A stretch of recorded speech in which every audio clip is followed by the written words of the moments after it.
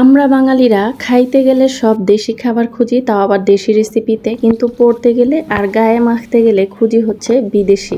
বিয়ে করার সময় কিন্তু বর কনে সব দেশি খুঁজি। কেন রে ভাই, আমাদের এই পড়ার সময় আর গায়ে মাখার সময় বিদেশিটা না হলে হয় না। তো যাই হোক, আজকে কিন্তু আমি দুপুরে রান্না বান্না করব, আপনাদের সাথে শেয়ার করব কি কি রান্না করব।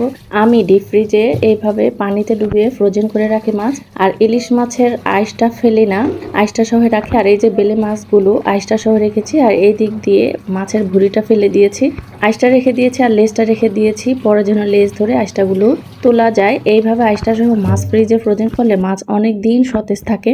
তো আজকে হচ্ছে দেশীয় রেসিপিতে দেশি নদীর বড় বেলে মাছ রান্না করব। তো এর জন্য আমি পেঁয়াজ ভেজে নিলাম, অল্প একটু আদা রসুনের পেস্ট ভেজে নিলাম। এইখানে রসুন বাটা পেঁয়াজ বাটা দিলেও অনেক ভালো হয়, কিন্তু সেটা সময়ের অভাবে আর করলাম না। তো যাই হোক, অল্প হলুদের গুঁড়া আর লাল মরিচের গুঁড়া দিয়ে আমি মশলাটা একটু ভেজে নিচ্ছি অল্প আছে। চুলার আঁচটা এ পর্যায়ে কমিয়ে রাখতে হবে, তা না হলে কিন্তু শুকনো মশলা পুড়ে যাবে। অল্প একটু পানি দিয়ে দিলাম, পানি দিয়ে লবণটা দিয়ে দিলাম।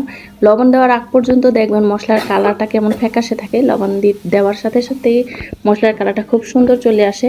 তো মশলাটা কষানো হয়ে গেলে আমি কাঁচা মাছগুলো দিয়ে দিলাম। বেলে মাছ কিন্তু আমরা ভেজে রান্না করি না, বেলে মাছ ভাজলে মাছের স্বাদ নষ্ট হয়ে যায়।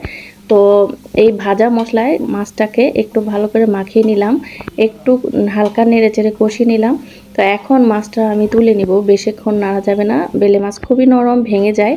তো আলতোভাবে মাছগুলোর পিসগুলোকে আমি আস্তে আস্তে তুলে নিচ্ছি। বেলে মাছটা হচ্ছে একটু পানসে টাইপের, খুবই নরম। এটা একটু না কষিয়ে রান্না করলে পানসে পানসে লাগবে, সেজন্য মশলায় আগে মাখিয়ে নিলাম, কষিয়ে নিলাম।